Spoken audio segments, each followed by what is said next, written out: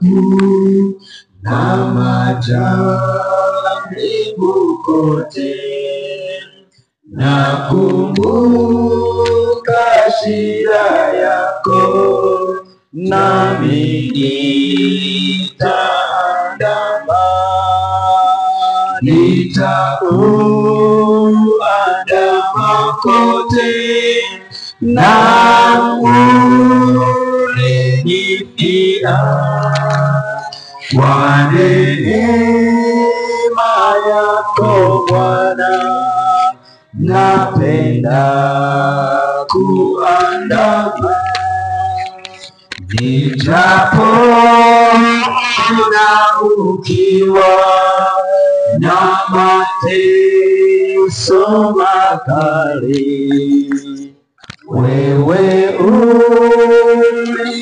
uliyatikisa, nami nitaandama, nitakuandama kote, na ulinifia kwa neema yako Bwana, napenda kuandama, ijapo wanipeleka vilindini mwa giza, wewe uliyatikisa, nami nitaandama, nitakuandama kote, na ulinifia kwa neema yako Bwana, napenda kuandama.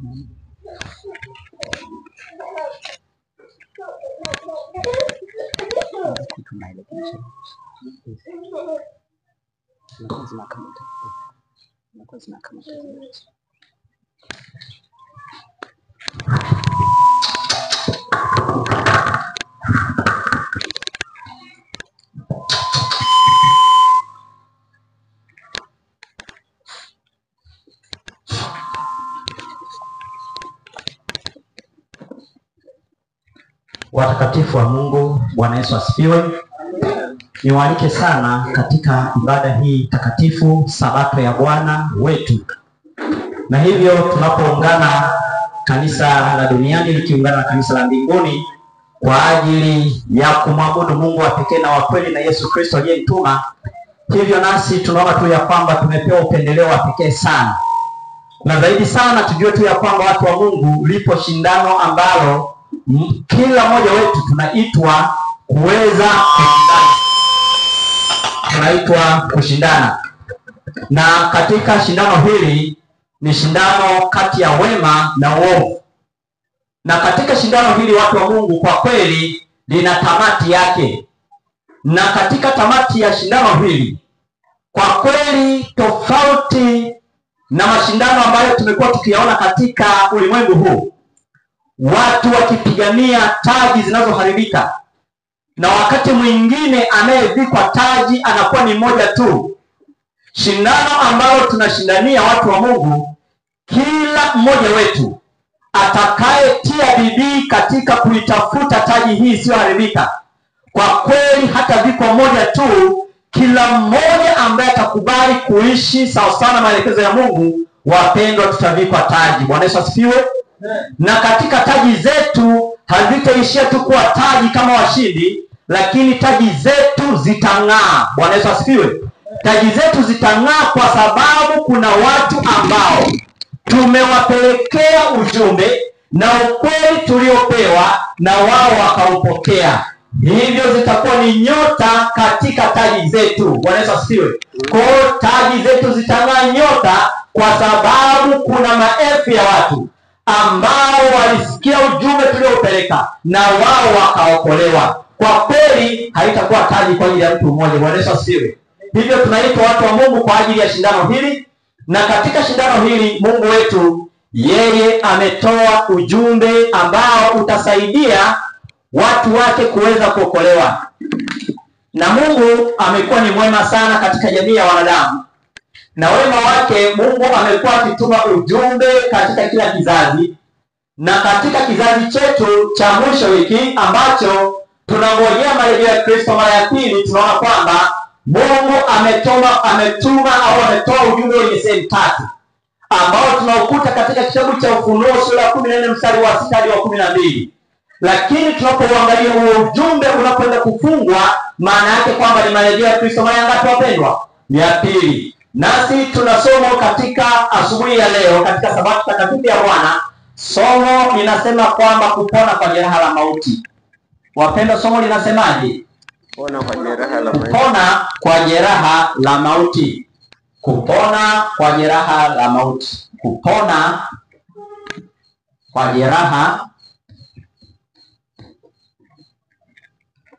jeraha la mauti.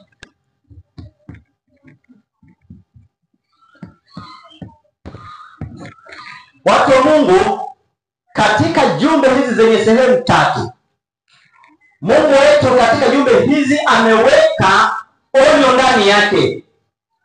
Na katika hili onyo linahitaji kila mkazi wa dunia hii apate kuwa na usikivu juu ya hili onyo. Maana linapozingatiwa kwa kweli kuna kuokolewa, lakini linapopuuzwa kuna kupotea milele.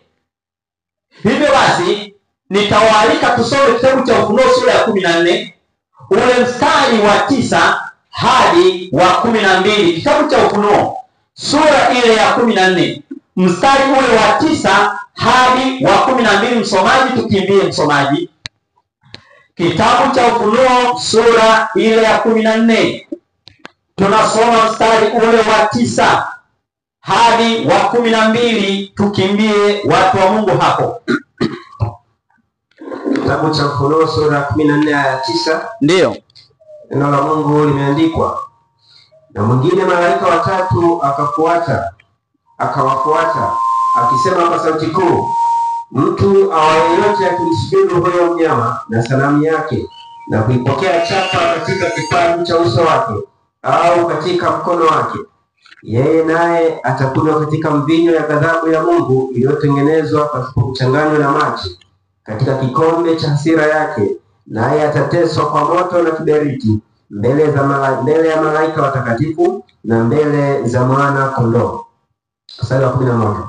Na moshi wa maumivu yao hupanda juu hata milele na milele, wala hawana raha mchana wala usiku, hao wamsujuduo huyo mnyama na sanamu yake na kila aipokeaye chapa ya jina lake. Hapa ndipo penye sura ya watakatifu hao wazishikao amri za Mungu na imani ya Yesu.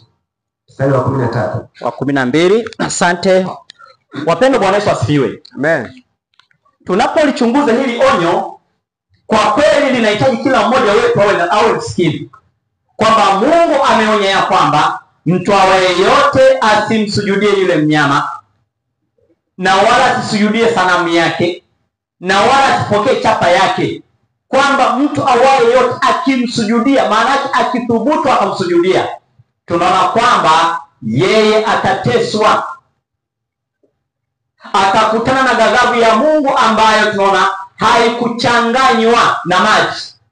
Tunaona kwamba Mungu ameandaa ghadhabu kwa wale ambao watakaoasi au kupuuza maelekezo yake.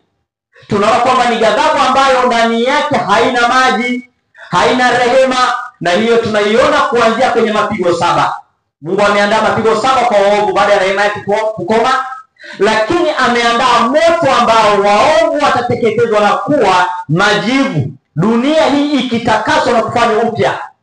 Hivyo basi tunapoangalia, maana yake kwamba hili onyo linatuhitaji kila mmoja wetu tuwe wasikivu.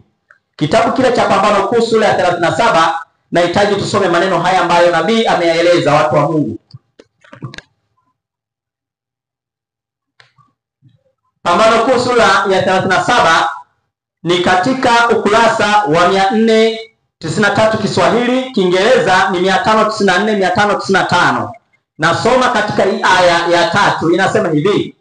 493 hizi kurasa za nje, kwa Kiswahili tulicho nacho tufungue 493. Aya ya 2 inasema hivi: wakati Mungu anapowatumia wanadamu maonyo muhimu sana yanayoelezwa kuwa yanatangazwa na malaika watakatifu wanaoruka katikati ya mbingu, humtaka kila mtu aliyepewa nguvu za akili kujali ujumbe. Bwana Yesu asifiwe. Amen. Humtaka kila mtu aliyepewa nguvu za nini wapendwa? Za akili kujali nini? Ujumbe. Ndio maana Mungu huwa haingilii uhuru wetu wa dhamiri.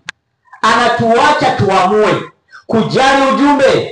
Hukumu za kutisha zinazokataza kumwabudu mnyama na sanamu yake, Ufunuo 14 mstari wa 9 hadi 11, zinapaswa kuwafanya watu wote kujifunza unabii kwa bidii na kwa makini, ili kujua chapa ya mnyama ni nini na jinsi wanavyoweza kuepuka kuipokea. Lakini umati mkubwa wa watu unageuzia mbali masikio yao ili wasiusikie ukweli, na wanageukia hadithi za uongo zilizobuniwa. Kumbe hili onyo linahitaji kwanza tuelewe chapa ya mnyama ni nini. Kwanza huyu mnyama ni nini, sanamu yake na chapa yake. Bwana Yesu asifiwe.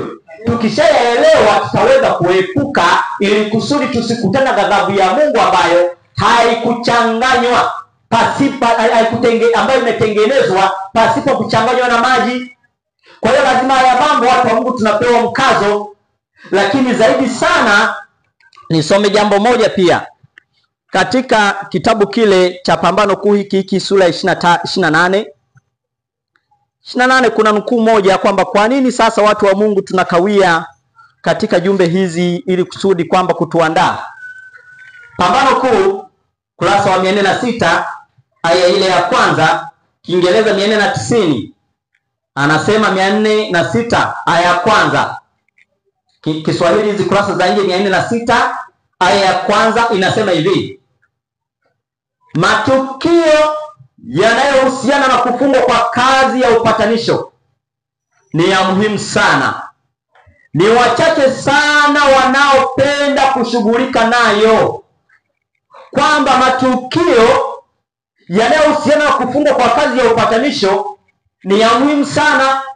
Watu wa Mungu tunaona kwamba tangu ujumbe wa malaika yule wa 3 ulipoanza kutangazwa, kazi ya upatanisho wa mwisho tunaona kwamba Kristo akifanya katika chumba cha pili cha patakatifu mwaka 1844, anasema matukio sasa ambayo yatafuatana na kufungwa kwa kazi ya upatanisho ni ya muhimu sana, na anasema ni wachache sana wanaopenda kushughulika nayo. Sasa ni hukumu inayofanyika katika patakatifu pa mbinguni. Kazi hii imekuwa ikiendelea kwa miaka mingi. Mapema mno, hakuna ajuai mapema kiasi gani itafanyika kwa kesi za walio hai. Watu wa Mungu, hukumu sasa inahamia kwa walio hai. Kila mmoja tukipimwa, maana hukumu tunaona kwamba inaanza kwa waliokufa, kizazi kwa kizazi kikipitishwa, kuanzia kwa mtakatifu wa kwanza aliyelala katika kizazi hicho, wote wanapita. Tunaona kwamba hukumu hii sasa inaenda kuingia kwa walio hai.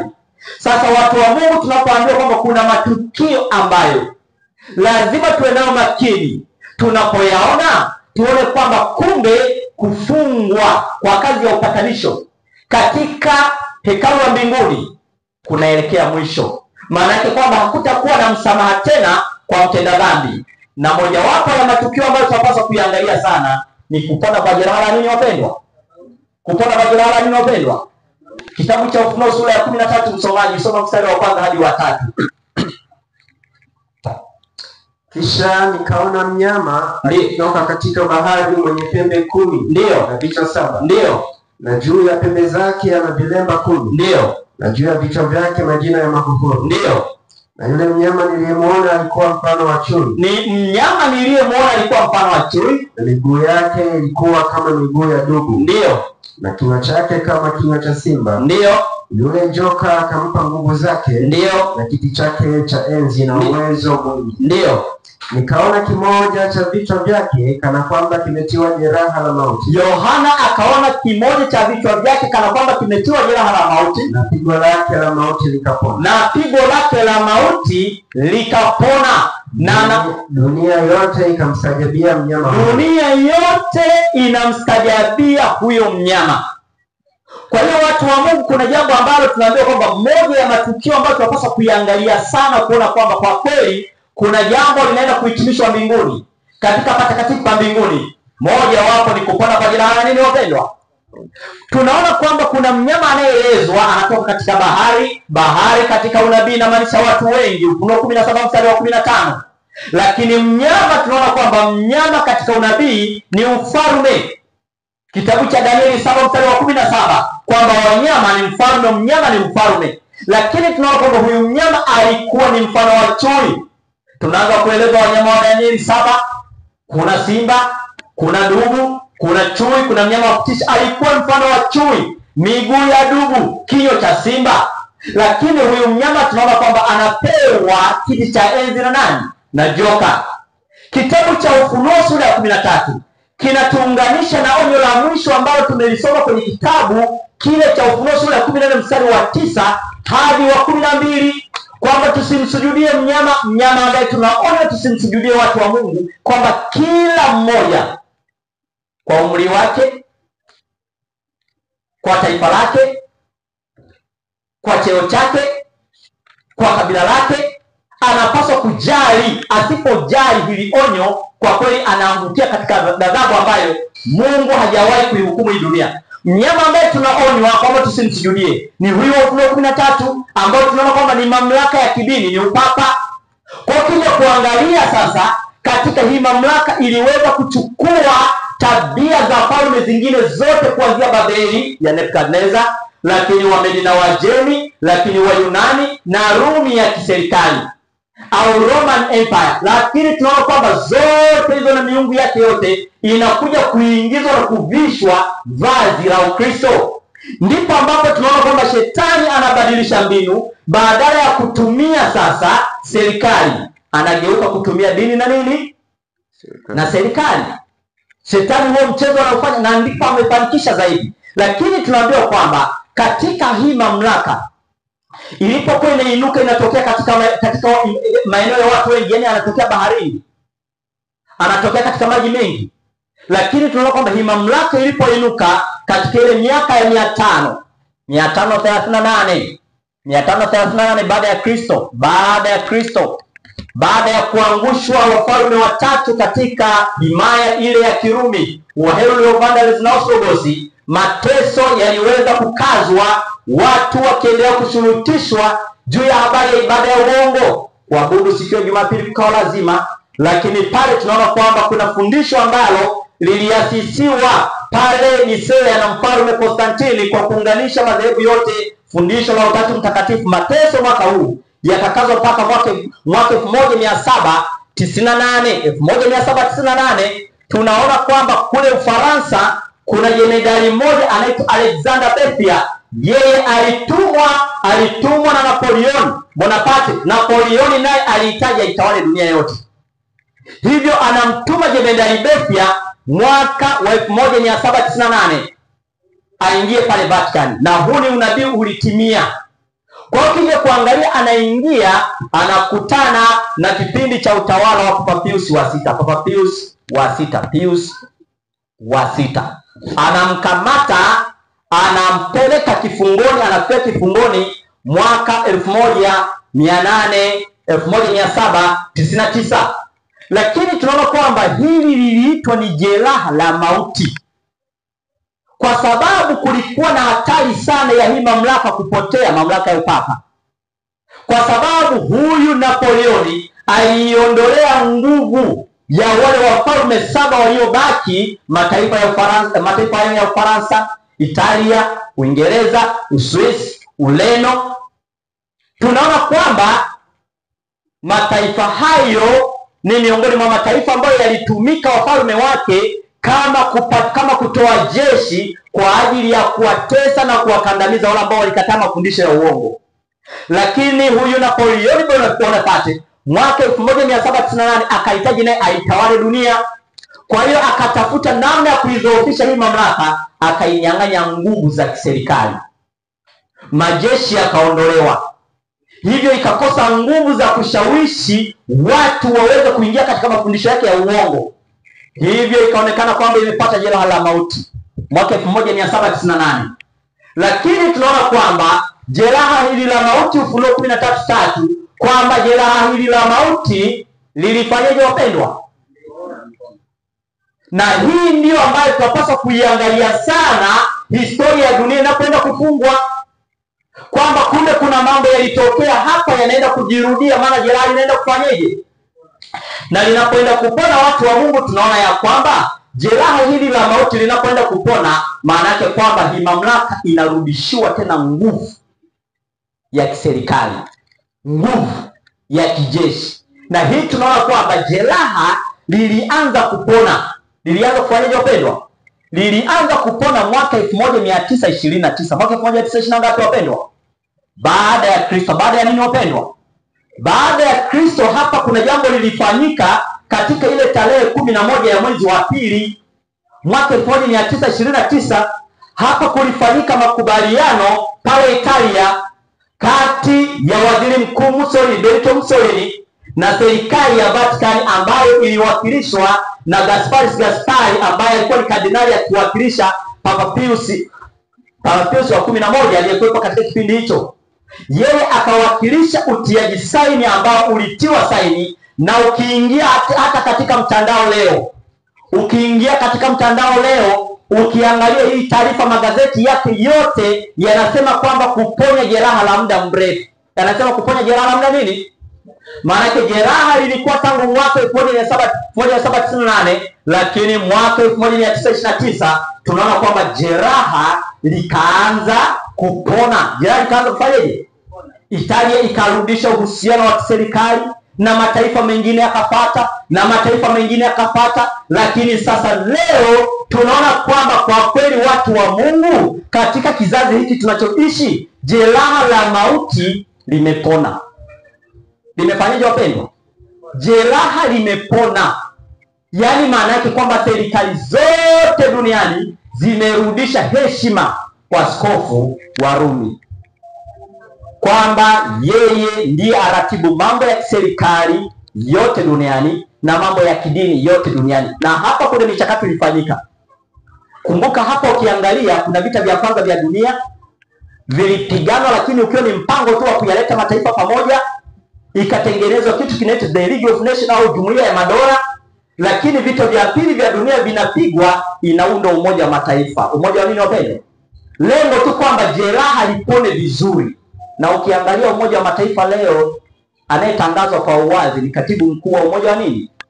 Kwa kweli hakuna katibu bila mwenyekiti. Mwenyekiti ni papa wa nani? Wa Papa wa Vatican, si ndio? Ndio ukweli huo. Na ukiangalia haya mambo sasa, jeraha limeshapona. Na hili jeraha limepona, aliyeleta msaada wa kusaidia jeraha hili lipone ni serikali ya Amerika, ambayo inatajwa katika Ufunuo 13:11 kama mnyama mwenye pembe mbili mfano mwana kondoo. Soma hapo msomaji kidogo. Ufunuo 13:11 soma. Kisha nikaona mnyama mwingine akipanda juu kutoka katika nchi. Yohana aliona mnyama mwingine akipanda juu kutoka katika nchi. Naye alikuwa na pembe 10 mfano wa mwana kondoo. Rudia vizuri. Naye alikuwa na pembe 2. Alikuwa na pembe 2 mfano wa mwana kondoo. Mfano wa mwana kondoo. Akanena kama joka. Hapa ndipo matatizo yanaanza. Akanena kama nini? Joka. Tunajua mnyama ni ufalme, lakini tunaona kwamba ufalme gani au taifa gani hili ambalo linatokea katika nchi. Nchi ni maeneo ambayo hayana watu wengi. Bahari ni eneo ambalo lina watu wengi. Lakini hii serikali ilipoinuka baada ya kupata kwa jeraha la mauti mamlaka ya upapa, tunaona kwamba ni taifa la Amerika peke yake. ambalo lilipoinuka lilikuwa na mfano wa mwana kondoo. Mwana kondoo anamwakilisha Kristo. Unajua Kristo, watu wa Mungu, alitenganisha. Yesu hakuruhusu dini na serikali zichangamane. Yaani maana yake kwamba dini iongoze nini? Serikali. Yesu alitenganisha haya mambo kwa sababu Mungu ameweka serikali katika dunia yetu ili serikali ziweze kulinda uhuru wa dhamiri. Bwana Yesu asifiwe. Amen. Serikali zipo ili ya kwamba raia tuweze kumwabudu Mungu katika roho na nini? Na kweli, kulinda uhuru wa dhamiri. Lakini tunaona kwamba dini inapotawala serikali, hiyo dini inakuwa na ajenda, kwa sababu hiyo dini lazima iwe imeacha mafundisho ya kweli, inaitafuta serikali ili itumie jeshi lake kuweza kuwakandamiza waaminifu. Sasa taifa la Amerika lilipoinuka liliweza kutenganisha dini na iliyopendwa na serikali. Ndio maana tunaona kwamba ana mfano wa mwana kondoo, pembe mbili mfano wa mwana kondoo, tukionyesha uungwana wa hilo taifa, lakini jinsi ambavyo liliweza kusimamisha msimamo wa Kiprotestanti na jamhuri. Maana tunaona kwamba Uprotestanti unapaswa kuendelea mpaka Yesu anaporudi, kwa sababu huyu mnyama wa kwanza ana mfano wa chui. Ana mfano wa nini wapendwa? Chui huwa habadiliki. Chui hawezi kubadilisha madoa yake. Maana kwamba kumbe upapa hautabadilika tena. Ila tu hapa katikati hapa, tangu huu mwaka 1798 ulijifanya kama kana kwamba umekuwa mpole. Lengo tu ukitafuta stage au ukitafuta hatua ya kuingia ili ya kwamba uingie tena kwenye mapambano. Watu wakasema kwa kweli huu mfumo umebadilika. Roma imebadilika. Unajua hata tuliotoka mfumo wa General Conference juzi tu mwaka jana hapo mwezi wa 10 wamesimama kufanya makubaliano hao viongozi wa General Conference na mfumo wa Katoliki. Tena wakisema kwamba inabidi sasa washiriki wao, maana sisi washiriki wao, maana sasa hizi ni imani mbili tofauti. Washiriki wao kwamba warudi kuwaomba msamaha wa Katoliki, kwa sababu waliweza kusimama na misimamo mikali ya Ellen G. White iliyoko kwenye kitabu cha Pambano Kuu. Walikizungumza sana hiki kitabu kwamba waombe msamaha, wasiwe na hisia kali za Ellen G. White ambazo analisema hili kanisa, maana hili kanisa limeshabadilika. Kumbe lilinyenyekea tu kwa sababu lilinyang'anywa nguvu za kijeshi. Lakini tunaona kwamba kumbe Amerika iliposimama ilitenganisha dini na nini wapendwa? Na serikali. Na hapo tukaona kwamba Uprotestanti ukasimama vizuri. Lakini tukaona kwamba serikali nayo ikijali maslahi ya raia, kulinda uhuru wa dhamiri, ikasimama. Lakini tunaambiwa kwamba Amerika kumbe ilitabiriwa kwamba itanena kama nini? Tunaona kwamba taifa hili, watu wa Mungu, leo linanena kama nini wapendwa? Kama joka. Uhuru wa dhamiri unaondolewa. Watu huwezi ukafanya kitu ambacho kwamba wewe sasa dhamiri yako inakuhitaji. Na tunaona kwamba kinachotafutwa ni ulazimishwaji wa siku ya kwanza ya juma kama siku ya ibada.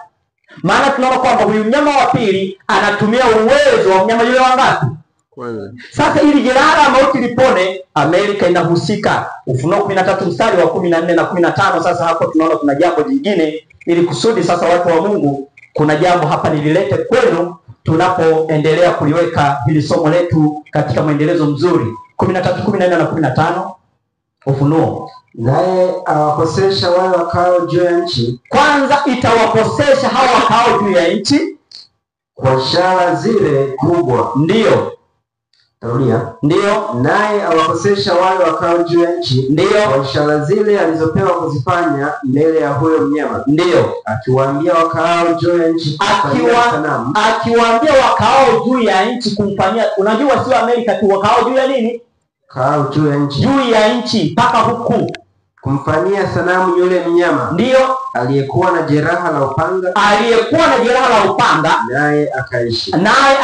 Maana huyu mnyama wa kwanza alipata jeraha la upanga, jeraha la mauti mwaka 1798. Sasa ili kusudi jeraha hili lipone, tunaona kwamba mnyama wa kwanza anahusika, kwamba anawaagiza wote wakao juu ya nchi kumfanyia sanamu yule mnyama aliyekuwa na jeraha la upanga. Naye akafanyaje? Maana yake kwamba kuishi kwake, maana yake mafundisho yake yarudi tena kutiiwa. Unajua kilichosababisha hapa mateso yalikuwa ni mafundisho. Ambayo waliosimama na ukweli ndio waliitwa ni wazushi. Sasa sanamu ya mnyama maana yake kwamba inahitaji mafundisho yake yarudi tena. Ndiyo maana sasa tunaonywa kwamba tusimsujudie mnyama na sanamu, na wala watu wasipokee chapa. Kwa maana mnyama ambaye watu wanaagizwa wasimsujudie ni mamlaka ya upapa. Sanamu ya mnyama maana kwamba ni Uprotestanti ambao mwanzoni ulikataa mafundisho yake, lakini umeacha ya kweli na kurudia ya uongo. Umetengeneza muungano na kuomba na kuingia serikalini ili kuomba msaada kwa ajili ya kuzuia uhuru wa dhamiri. Kwa hiyo tukaona kwamba kwa kweli watu wa Mungu, sanamu ya mnyama imeshaundwa. Na inaundwaje? Maana kwamba tunaona kwamba mifumo hii ya kidini ambayo mwanzo iliyakataa mafundisho ya upapa imerudi kuweza kushikamana. Kwanza tukianza na makanisa ya Kiprotestanti mwaka 1844 yaliyokataa ujumbe wa malaika wa kwanza, ambayo tunaona kwamba yalianza kurudi na yalirudi kikamilifu kwa mama yao. Na tunaona kwamba kilichokuwa kinasubiriwa ni kile ambacho nabii Ellen G. White alikitabiri juu ya kwamba kazi ambayo Mungu amewakabidhi, kwa kweli huo kweli kadri miaka inavyoenda utakataliwa na mfumo mpya ungeanzishwa. Maana kwamba kilichokuwa kimebakia ni mfumo wa General Conference. Tunaona kwamba ukweli ambao walikabidhiwa waasisi wetu umefika mahali umeachwa na kurudi sasa huu mfumo kuweza kukubaliana na madhehebu mengine kwa kigezo cha mafundisho. Lengo ni kumtengenezea huyu mnyama sanamu, na kilicho nyuma yake ni taifa la Amerika. Na tunaona kwamba sanamu hii ya mnyama inapoundwa, Mungu lazima awe na watu waaminifu duniani ambao wataendelea kusimama na ukweli wa awali. Wanaweza sikiwi. Leo watu wa Mungu niwaulize, tumeambiwa kwamba tusimsujudie mnyama, tusisujudie sanamu yake. Hebu tuone, twawezaje au mtu anawezaje kumsujudia mnyama? Na anawezaje kusujudia sanamu yake? Hebu niwaalike watu wa Mungu, mmoja anaweza akanyosha mkono, wawili. Maana tumeambiwa tusimsujudie mnyama na tusisujudie sanamu. Hivi tunawezaje watu wa Mungu kumsujudia mnyama na sanamu yake? Yaani tunawezaje na tunawezaje, mtu anamsujudiaje na tutafanyaje ili tusimsujudie? Karibu mtumishi Anto. Amen. Kumsujudia mnyama pale unapoamini yale mafundisho yake. Mfano, yeye anasema kwamba asujudiwe siku ya Jumapili. Kwa hiyo akili yako itakapokuwa ikikuaminisha kwamba Mungu alipoweka siku ya Sabato kuabudu, kumsujudia Mungu, wewe ukaacha maandiko na kupata siku bandia ambayo ni siku ya kwanza ya juma, akili yako itakutuma kuziacha kazi zako siku ya kwanza ya juma, ukaenda kusali na ukafanya kazi siku ya Sabato. Basi akili yako itakapokuwa imekuongoza kufanya kazi siku ya Sabato na ukapumzika siku ya kwanza ya juma, tayari itaonekana kwamba akili yako ambayo ikusababisha kupumzika siku ya Jumapili tayari umemsujudia mnyama yule, na sanamu yake ndio hiyo Jumapili.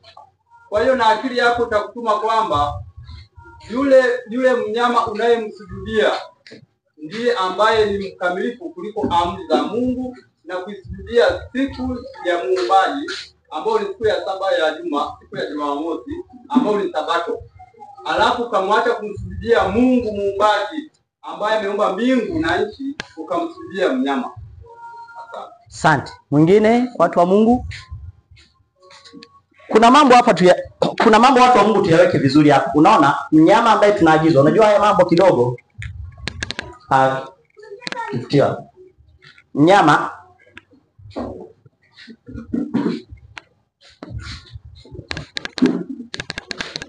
mamlaka ya upapa. Mamlaka ya upapa. Sanamu. Watu wa Mungu, haya mambo inabidi kidogo Jambo la pili, sanamu. Unajua hapa kwenye sanamu. Sanamu ya mnyama sio ibada ya Jumapili. Wangapi tunakubaliana na hilo? Hebu, sanamu ya mnyama sio ibada ya nini? Wangapi tunakubaliana na hilo watu wa Mungu? Ndio. Sanamu ya mnyama ni muungano wa dini na nini? dini na serikali. Na hapo huu muungano unafanyika chini ya kigezo cha mafundisho ya umizimu na ibada ya nini? Ya Jumapili. Umizimu na ibada ndivyo ambavyo vinaunganisha kwanza hii dini, lakini dini sasa kwa sababu zimeacha ukweli hapo, zitaomba msaada wa nini? Unaona hapa watu wa Mungu, jambo la tatu ambalo tunapaswa kuliona hapa kwa uzuri, chapa ya nini? Chapa ya nini? Ya mnyama. Chapa ya mnyama ni nini? Mtumishi Amos. Aha, unaona sasa watu wa Mungu, kumbe chapa ya mnyama ni ibada ya Jumapili au lazimishaji wa ibada ya nini wapendwa? Ya Jumapili. Kumbe lazima haya mambo watu wa Mungu tuyachanganue vizuri. Si ndivyo watu wa Mungu? Ndiyo maana gani? Ukija kuangalia kwa mfano hata huko nomino tulikotoka watu kimsingi macho yamekazwa hapa kwenye chapa ya nini? Ya mnyama. Lakini kinachotangulia kwanza ni sanamu ya nini? Watu wanatolewa kwenye ukweli, wanaweka kwenye mafundisho ya uongo ambayo tayari ni umizimu. Hatima yake kilele cha pambano ni ibada ya nini? Ya Jumapili. Wanaletwa kwenye chapa ya nini? Ya mnyama. Na hatimaye watu wanaingizwa kupokea jina la mnyama. Jina la nani wapendwa? Jina la mnyama au hesabu ya jina lake 660 na ngapi? Maana yake kwamba tayari tunaona kwamba tabia ya kishetani sasa. Maana yake tabia ya Mungu inaondoka ndani ya huyo mtu na shetani anatawala kikamilifu hayo maisha ya huyo mtu. Tunaona kwamba hapo ndipo tunaona kwamba kwamba chapa ya mnyama na hesabu ya jina lake, ndipo tunaingia kwenye mgogoro wa kutokuuza na kufanyeje?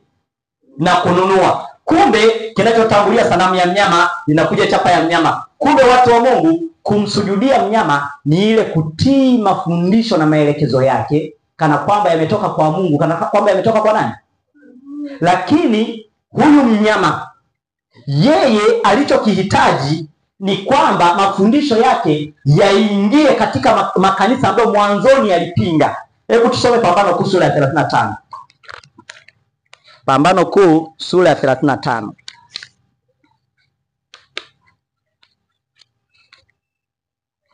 Sura ya 35, msomaji kama unaweza ukatusomea kabisa kwa mkazo kabisa hapo. Sura ya 35 ukurasa wa 481 katika aya yake ya mwisho. Aya yake ya mwisho. Msomaji hebu tusomee mtumishi hapo Pambano Kuu sura ya 35 ile aya ya mwisho kabisa. Kumbe huyu mnyama kwanza tumeona kwamba mafundisho yake yanapofuatwa na kuzingatiwa kana kwamba yametoka kwa Mungu, mtu anakuwa anamsujudia hata kama huingii kwenye yale majengo ya hiyo au ya huo mfumo. Ndiyo. Lakini sanamu yake soma hapo msomaji. Ndiyo. Anza msomaji aya ya mwisho hapo. Neno la Mungu limetoa onyo kwa hatari. Kwamba neno la Mungu, watu wa Mungu, limetoa onyo kwa hatari. Hatari inayokaribia. Hatari inayokaribia. Ngoja onyo hili lipuuzwe. Hebu angalia, ngoja onyo hili lipuuzwe. Na hapo ndipo tu ulimwengu wa Kiprotestanti utakuja kugundua. Na hapo ndipo tu ulimwengu wa Kiprotestanti, yani uliounda sasa sanamu ya nini? Ya mnyama. Utakapokuja kugundua makusudi halisi ya Rumi. Makusudi halisi ya Rumi. Wakati ukiwa umechelewa sana kuepuka mtego. Unajua hapo rehema itakuwa imefungwa. Maana watafumbuliwa macho, muda utakuwa umefanyaje? Tayari watakuwa wamechelewa kuepuka mtego. Endelea mtumishi. Anasema, ndiyo, kanisa la Roman Catholic ndiyo linakuwa kimya kimya kuelekea kwenye utawala. Linakuwa nini? Kimya kimya. Si unaona hiyo watu wa Mungu? Linakuwa kimya kimya. Kimya kimya kuelekea kwenye utawala. Mafundisho yake yanatumiwa katika kumbi za kutunga sheria. Sasa hapa ndipo tunaanza mafundisho yake yanatumika katika kumbi za kutunga nini? Sheria. Yaani kwenye mabunge, si ndivyo? Ndio. Katika makanisa na katika mioyo ya wanadamu. Aha. Kumbe sanamu ya mnyama tunaona kwamba mafundisho ya mnyama yanaingia tena katika makanisa. Makanisa yanapopokelewa maana yake kwamba tayari huyu mnyama anatengenezewa sanamu, yani anaonekana, sanamu yake inaonekana kule. Yaani linakuwa ni jina la dhehebu hili, lakini ukilifuatilia mafundisho ni mafundisho ya nani wapendwa? ya Rumi. Kwa hiyo ukija kuangalia hapa ndipo palipo na mtego. Watu hata leo huko tulikotoka Mfumo General Conference, watu leo wanalizika, wanasema oh, tuko ndani ya kanisa. Tunaona jina bado ni Seventh Day. Je, mafundisho? Kumbe mafundisho yake yameingia kwenye kumbi za kutunga sheria, kwenye mabunge, kwenye makanisa na kwenye mioyo ya nani? Kwenye mioyo ya watu. Umizimu umeshatawala. Watu wameletewa mungu mwingine. Leo watu wanasema hapa duniani wana mungu roho ambaye wanamwalika kwenye mioyo yao. Kwa kija kuangalia tayari sanamu ya mnyama, maana mafundisho ya mnyama yanaingia. Tayari kwa kuingia madhehebu haya yote sasa yanaungana kuangalia. Mafundisho yote sasa wanaangalia mafundisho yote yanayotofautisha tuyaache. Halafu tuangalie mafundisho ambayo wote tunakutana ili tupate nini? Umoja. Ndio maana hata huko tumetoka tulikuwa tukiambiwa, unajua bwana, tunatofautiana kidogo sana na madhehebu mengine. Unajua kinachotofautisha sasa hivi ni Sabato tu. Na Sabato imebaki kutunzwa kama mtindo na watu wakikusanyika kama desturi na wenzao wakiitumia tu sasa kuwakusanya, lakini wakati mwingine kama kukusanya mapato. Lakini Sabato lengo lake ni kutuelekeza kwa Mungu wa nani? Wa kweli. Bwana Yesu asifiwe. Sasa ukija kuangalia mafundisho yameshaingia, maana yake madhehebu yanabaki na majina yake, lakini mafundisho ni ya mnyama. Hiyo ndio sanamu ya nini wapendwa? Ya mnyama. Tunaona kwamba umizimu na ibada ya Jumapili vinaunganisha. Lakini ibada ya Jumapili itakuwa kilele katika hili pambano. Lakini watu wa Mungu tunachoonywa kitu kingine, tusipokee chapa yake. Tusipokee nini wapendwa? Chapa yake. Malizie hapa ni wakaribisha watu wa Mungu kwa ajili ya swali tena au nyongeza. Kitabu kile cha Ufunuo 13 mstari ule wa 15 na 16, tusome tu hayo au tuanzie 16 na 17. Tukimbie kidogo au imalizia kabisa 18 msomaji. Ufunuo 13, 16, 17 na 18. Anasema, ndio, naye awafanya wote wadogo kwa wakubwa. Yaani watu watalazimishwa, awafanya maana atalazimisha watu wadogo kwa nini? Kwa wakubwa. Ndio. Na matajiri kwa maskini. Na matajiri kwa maskini. Walio huru kwa watumwa. Walio huru kwa watumwa. Watiwe chapa katika mikono. Watiwe chapa katika mkono. Watiwe chapa katika mkono wao wa kuume. Ndio.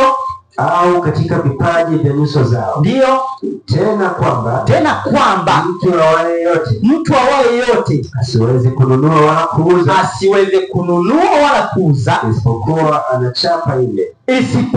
ana chapa ile, yaani jina la mnyama yule, au hesabu ya jina lake. Asante sana.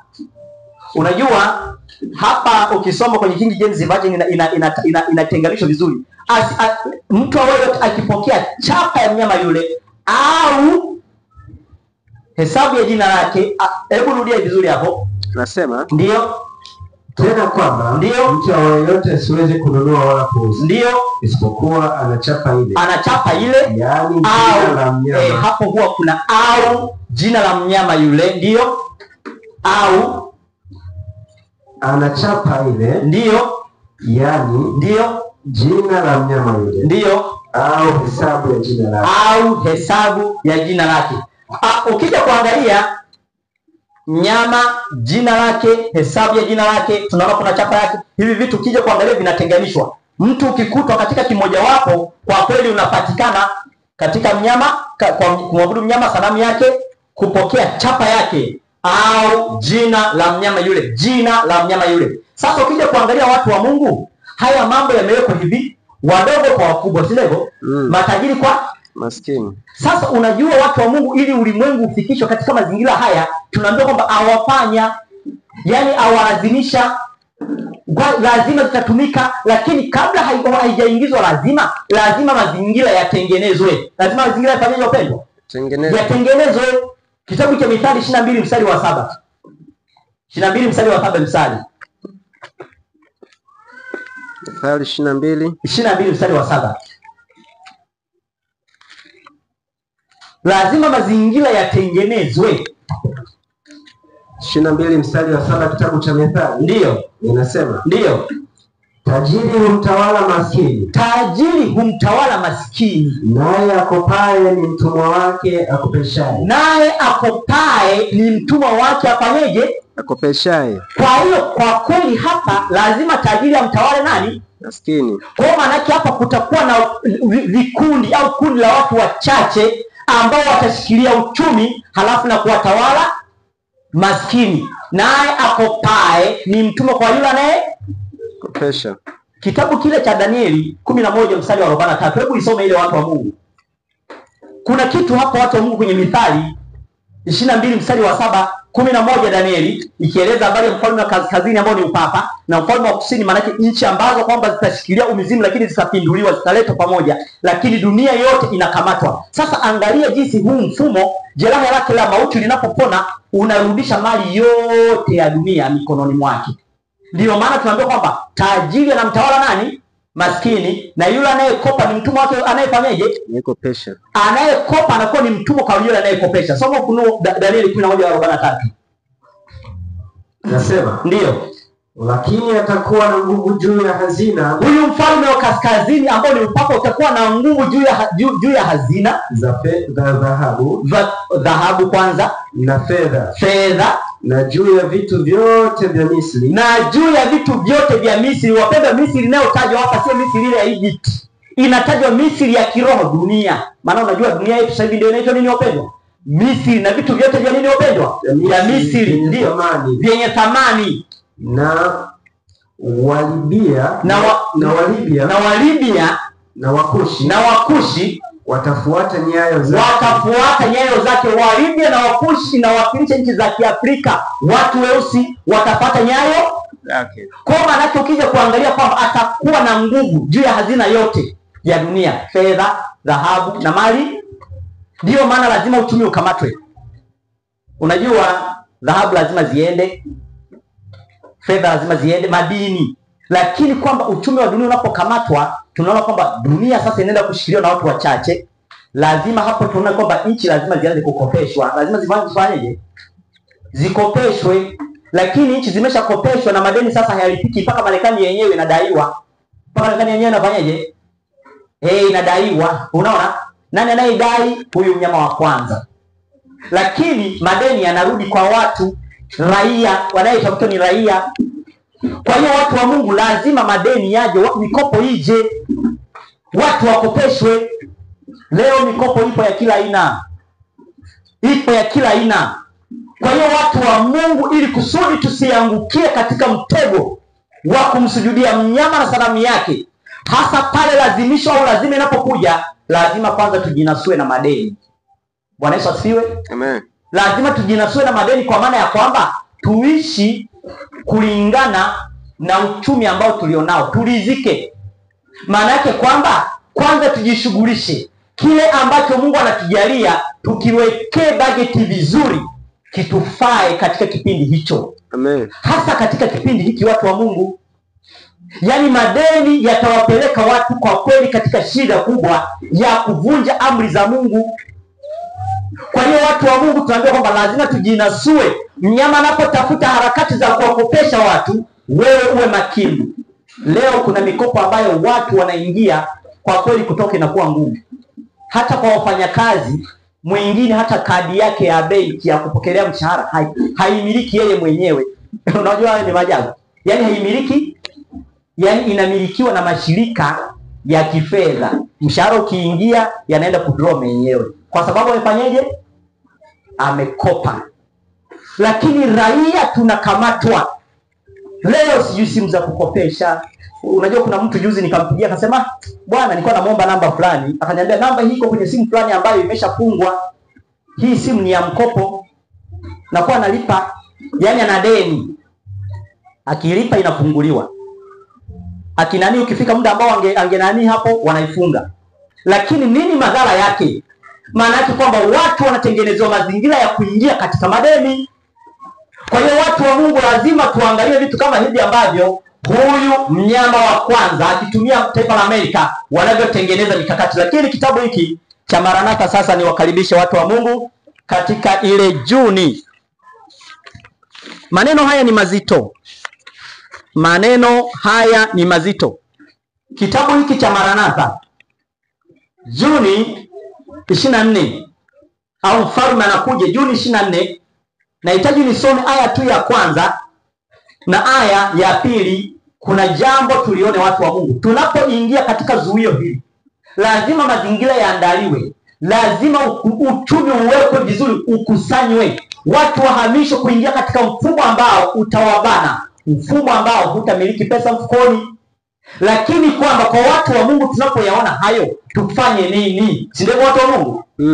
Kitabu hiki cha Maranatha Juni 24, au mfalme anakuja Juni 24, aya ya kwanza inasema, wakati unakuja ambapo hatutauza katika bei yoyote ile. Kwamba wakati unakuja watu wa Mungu waaminifu hawatauza kwa bei yoyote. Si muda mrefu tamko litatolewa la kupiga marufuku mtu kununua au kuuza, isipokuwa wale tu wenye alama ya mnyama, yaani watakao kubali kuwa tifu kuanzia kwenye sanamu ya mnyama, lakini wameipokea Jumapili wakisema ndiyo siku ya ibada. Wengine katika mikono yao wakijua kabisa kwamba sio siku ya ibada, lakini kwa sababu ya kulinda maslahi ya dunia anaingia au anaungana na ulimwengu kukanyaga amri za Mungu, anapokea alama ya mnyama kwenye mkono wake. Lakini tunaona kwamba kuna wengine ambao wao katika akili yao wao wamejengwa na kuamini ya kwamba siku ya kwanza ya juma, Jumapili, ndiyo siku ya Mungu, lakini wote wanaingia jikoni. Mungu atawashughulikia kwa sababu ukweli utakuwa umewasilishwa. Lakini kumbe ambao watakubali kuwa watiifu hawataweza kuuza wala kununua kwa bei yoyote. Sasa hapa nabii anasema hivi, wakati unakuja ambapo, aya ya mwisho, wakati unakuja ambapo wale wazishikao amri hawataweza kununua au kuuza, harakisha kuchimbua talanta zako zilizozikwa. Wapendwa, Bwana Yesu asifiwe. Napenda sana hapa watu wa Mungu tusikilizane. Kumbe tunapoelekea huko, watu wa Mungu tunaambiwa kwamba tunapoona harakati hizo sasa zinaendelea, tunaambiwa kwamba tunapaswa kuchimbua talanta zetu zilizozikwa, mali zetu. Wapendwa, Bwana Yesu asifiwe. Anasema hivi, kama Mungu angekukirimia fedha, jioneshe mwenyewe kuwa mwaminifu katika hicho ambacho umeaminiwa. Fungua kitambaa chako, kisha uweke talanta zako katika matumizi yaliyokusudiwa. Mwisho wa yote, kabla ya kufungwa, anasema fungua kitambaa chako, kisha uweke talanta zako katika matumizi yaliyokusudiwa, ili Kristo ajapo apokee kilicho chake pamoja na riba. Wakati wa ule mwisho wa yote, kabla ya kufungwa kwa kazi hii, maelfu watawekwa katika madhabahu, wanaume kwa wanawake. Wataiona kuwa fursa yenye baraka kushiriki kazi ya kuandaa roho tayari kusimama katika siku ile kuu ya Mungu, na watakuwa tayari kutoa maelfu ya fedha kuliko watoavyo leo. Wapendwa, Bwana Yesu asifiwe. Kumbe tunaambia tunapoona hizi harakati zinaendelea, tuharakishe kuchimbua talanta zetu, fedha ambazo Mungu alitubarikia, kwa sababu kuna saa ambayo kwa kweli fedha zitamwagwa kama takataka, hazitakuwa na mada yoyote. Hutaweza kuuza wala kununua kwa gharama iwayo yote, kwa fedha iwayo yote, kwa sababu mifumo itakuwa imebana.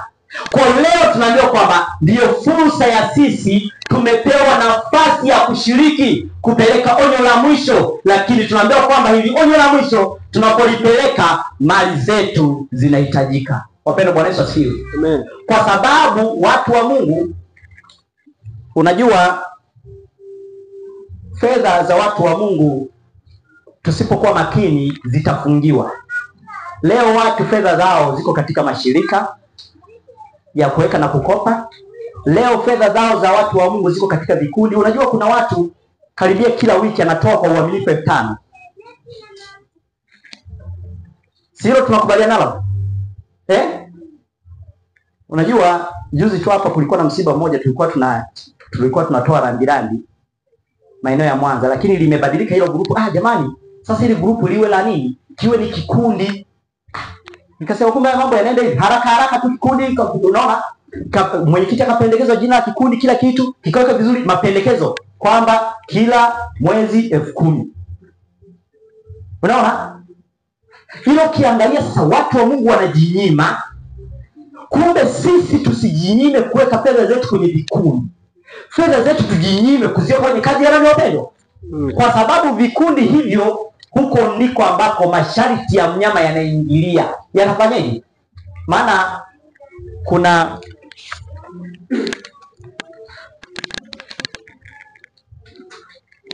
ndiko ambako yanaingilia, na hivyo watu wataweza kubana fedha zao, hawatazitoa huko. Lakini shetani pia anawafanya hivyo kuwafunga ili kusudi kwamba wavunje pia amri za Mungu.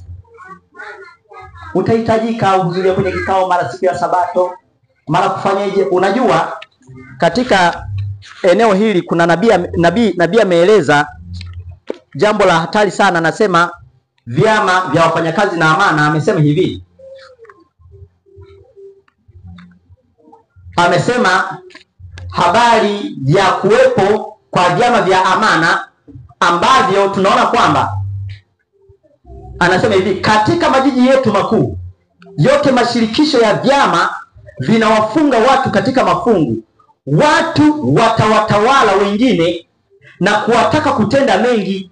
Maisha ya wale watakaokataa kuungana na vyama hivi yatakuwa hatarini. Unajua sasa hivi kuingia kwenye hivi vyama wanaingia tu watu, lakini itakuwa lazima. Maana hutaweza kuuza wala kununua mpaka wewe kwenye chama fulani. Na fedha za watu wameziweka huko. Maana yake kwamba kumbe sisi tunaambiwa leo tuchimbue mali zetu, tuzilete kwenye kazi ya nani wapendwa? Ya Mungu. Watu wa Mungu, tulikuwa tunazungumza habari ya kupona kwa jeraha la nini? Jeraha la mauti limeshapona, upapa umesharejeshewa mamlaka yake. Tumeona hata juzi kwenye maziko ya Papa Francis, hakuna nchi ambayo haikuhudhuria. Wangapi ambao walipatia maziko? Hakuna nchi ambayo haikuhudhuria. Maana yake kwamba jeraha limeshakwisha kupona, mamlaka za serikali zimerudisha ukuu katika hii mamlaka. Watu wa Mungu, mimi niwakaribisha. Kama kuna mtu mwenye jambo la kuuliza, mwenye swali au mwenye nyongeza katika somo hili ambalo tulikuwa tunaangalia kupona majeraha la nini wapendwa? Na mauti. Mwenye swali au mwenye jambo la kuongezea, watu wa Mungu?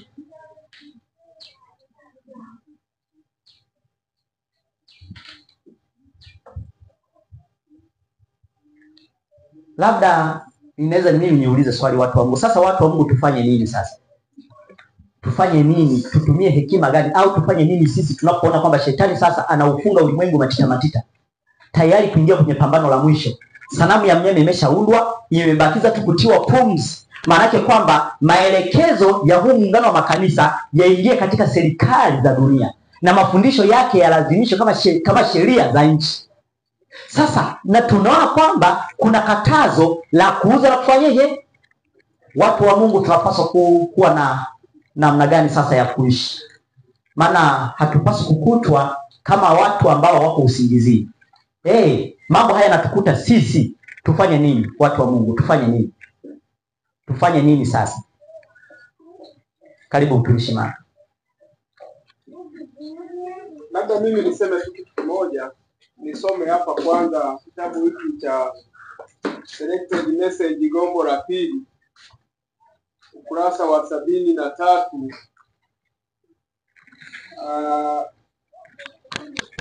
Selected ya 67 aya ya 3.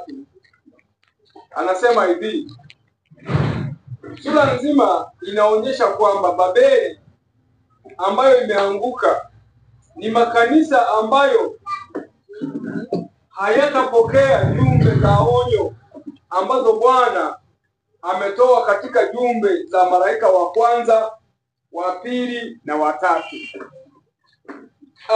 Ikiwa na maana kwamba kumbe sasa watu wa Mungu, kama somo letu lilivyokuwa likizungumzia juu ya kuponya kwa jeraha la mauti, kumbe kiini chetu tunapaswa kutazama wapi historia ya kanisa hii imetoka, wapi jumbe hizi zinaanzia, na nini ambacho tunapaswa kukishika. Kwa hiyo tunachopaswa kukifanya ni kuangalia jumbe za malaika wa kwanza ziliendeshwaje, wa pili na wa tatu, na wa kwanza na wa pili, ili tufae kuingia katika ujumbe wa malaika wa tatu, tuweze kutangaza onyo. Kwa sisi, kwa sababu haya yote yanatokea, yanatupa dira ya kutufanya kwamba sisi sasa tunapaswa kufanya nini na kwa sasa kuchukua hatua gani ili kukamilisha kazi ya Mungu ya kutangaza onyo kwa mujibu wa Ufunuo 14. Asante. Asante sana mtumishi. Asante sana kwamba tufanye nini. Watu wa Mungu, kwa kweli sisi tumepewa upendeleo wa kuzijua siri za Mungu na mambo yanatokea machoni petu. Maana ukiangalia hili swala lazima likae kimaslahi. Sheria ya Jumapili mpaka ilazimishwe, lazima mazingira yawekwe vizuri. Tumeona nyaraka ambazo pia Papa Francis alizozitoa tangu 2015 Laudato Si, 2020 ule waraka wa Fratelli Tutti. Laudato Si ukihitaji dunia itoe sadaka siku moja kwa juma kwa ajili ya kuiacha jiponi, na Jumapili kawekewa nini? Tiki. Lakini Fratelli Tutti ikihitaji kwamba dini zote zishikamane na serikali zote zishikamane, lakini ukija kuangalia katika huu mshikamano, kinachotafutwa ni muungano wa kutengeneza mnara wa Babeli. Mnara wa nini wapendwa? Wa Babeli. Babeli ile ya kwanza. Maana yake kwamba wanataka wapande mbinguni kwa jinsi ambavyo wanataka wao, lakini Mungu atawashusha. Ukija kuangalia sasa nyaraka hizi mbili, Mungu kwa sababu ni mwema, unajua mwaka 1888 ngapi wapendwa? 1888 ilikuwa kwamba sheria ya Jumapili ipitishwe kule Marekani. Na tukirudi kwenye kitabu cha Matukio Siku za Mwisho, ile sura ile ya 14 inayosema kilio kikuu, utakuta pale kuna ndugu wanazungumza wawili, A.T. Jones na Wagner, ambao ilibidi wao waingie katika seneti ya Marekani kwenda kupigania uhuru wa dhamiri. Maana tunaambiwa kwamba tunapaswa kupinga sheria za Jumapili kwa kalamu na kwa sauti. Wakaenda kwamba itakuwaje sasa kwamba watu walazimishwe. Unajua hizi harakati zilikuwa zimejikita juu ya upande wa wafanyabiashara na wafanyakazi. Unajua ndiko ambako shetani anapitia huko, kwamba wafanyakazi wapewe siku ya Jumapili kama off kisheria, kama siku ya kutokufanya kazi. Sasa wanapopewa hivyo, wao wanacheza mchezo. Waajiri wanaonekana kama wanalazimisha, halafu wafanyakazi wanakuja kama kuidai. Kama kufanyaje? Yaani raia wanaidai hiyo siku kama haki yao, kama haki, kumbe ni ajenda ya mnyama ili yaibuke. Lakini wafanyabiashara pia. Kwa kija kuangalia watu wa Mungu, kipindi hiki kulikuwa ni kipindi cha Papa Leo wa 13 ambaye alikuwa papa tangu mwaka 1878 hadi 1893. Ukija kuangalia huyu Papa Leo wa 13 ndiye aliyeandika waraka ambao wametumia jina la Kitaliano, lakini huo waraka huyu papa aliyeingia yeye amechukua jina la mrithi, amelipi jina hilo la mtangulizi wake yeye. Unajua haya majina huwa wanaitwa kulingana na kazi ambayo anaenda kuifanya, kwamba yeye amechukua jina la Papa Leo wa 10 na ngapi? Na 4. Na katika hotuba yake anasema kwamba huu waraka haukukamilika. Waraka huu wa kuwapatia wafanyakazi na wafanyabiashara haki yao. Ndiyo maana tunaona kwamba katika kuandaa au kumwandaa Rais Trump aingie katika madaraka, tunaona uliandaliwa waraka unaitwa Project 2025. Project 2000 na ngapi? Hii Project 2025, huo waraka ukiuangalia ukiusoma, unahitaji nao kwamba pumziko la Jumapili kwa wafanyakazi. Kwa nini wapendwa? Unajua hii tunaposema kwa wafanyakazi, maana yake kwamba hata yule ambaye anafanya kazi tu za kawaida hizi, hutaruhusiwa kufanya kazi yako kwa kawaida. Sasa ukija kuangalia, yeye anasema amekuja kukamilisha huu waraka, na anasema kwamba lazima hili jambo litimie haraka, na anasema kwamba yuko tayari kubeba msalaba. Yuko tayari kubeba nini? Na angalia jinsi ambavyo mambo yamefanyika. Ufunuo 13 imetimia. Hawa wanyama wawili sasa wanasema kwenye meza hii, Marekani. Si ndivyo watu wa Mungu? Trump Marekani, maana mambo yanaiva huko, lakini papa wapi? Kwa lazima kwamba huyu anapoleta hii agenda lazima itiki kwa sababu waraka wa Papa Francis tayari umeshakubalika, lakini Fraternitude imeshakubalika, lakini huyu anapoenda kuhuisha huu waraka wanaingia kwenye pambano la mwisho. Nini tufanye? Tukabidhi maisha yetu kikamilifu kwa Kristo. Tufanye maandalizi ya kimwili na ya kiroho. Wapendwa, Bwana Yesu asifiwe. Ya kimwili na nini? Kwamba ninapozuiwa kuuza nitakulaje? Ninapozuiwa kununua nitakulaje? Si ndivyo watu wa Mungu? Mungu ametupatia hekima kwanza ya kuiangalia ardhi. Ya kuiangalia nini wapendwa? Ardhi ambayo itatutunza. Mungu atatumia ardhi kututunza katika kipindi hiki. Lakini mwisho wa siku watakapozuia hata ardhi zetu, tunaambiwa kwamba Mungu atatulisha kama alivyomlisha Elia. Bwana Yesu asifiwe. Lakini kiroho tunaambiwa kwamba tujivue na mafundisho yote ya uongo, yote ya uongo. Bwana Yesu asifiwe. Na hayo ndio matengenezo ya kwetu, tujivue na mafundisho yote ya nini? Yote tuyakatae. Ndiyo maana tuko hapa. Bwana Yesu asifiwe. Tuko hapa ili kusimamisha ukweli. Fundisho lolote ambalo halina msingi katika Biblia na roho ya unabii, lazima hilo tuliweke pembeni, na tutasimama kwa kila asemacho nani wapendwa? Bwana. Bwana Yesu asifiwe. Mungu abariki katika kipindi hiki tunapoingia sasa katika mibaraka mingine, watu wa Mungu, katika jina la Kristo Bwana wetu. Amina. Amen. Watu wa Mungu, sasa nitawaalika kwa ajili ya ombi, na tutaomba na mzee wetu mtumishi Lamek. Basi watu wa Mungu, tunyenyekee katika magoti katika ombi tunapoenda kuingia katika vipindi vingine. Karibuni sana.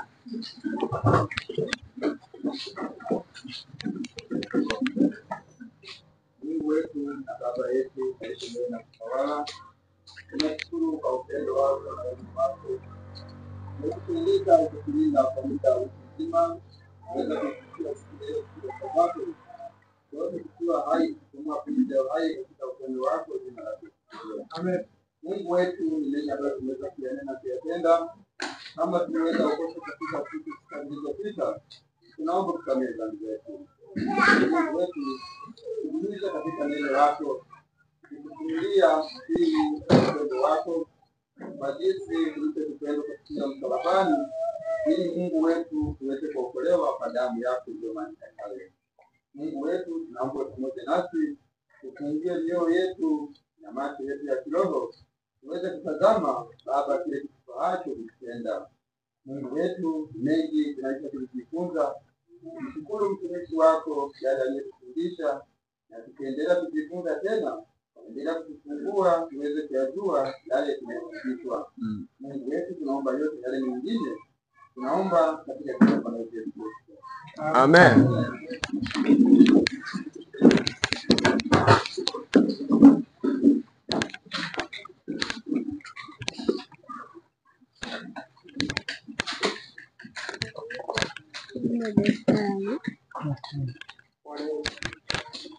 Haleluya. Bwana Yesu asifiwe wapendwa. Basi aliye na sikio na asikie roho ambayo yaambia nini makanisa. Basi baada ya kipindi hiki tunakwenda katika kipindi kingine, kipindi cha matoleo na huduma kuu, na hivyo ni waombe wahudumu wa huduma kuu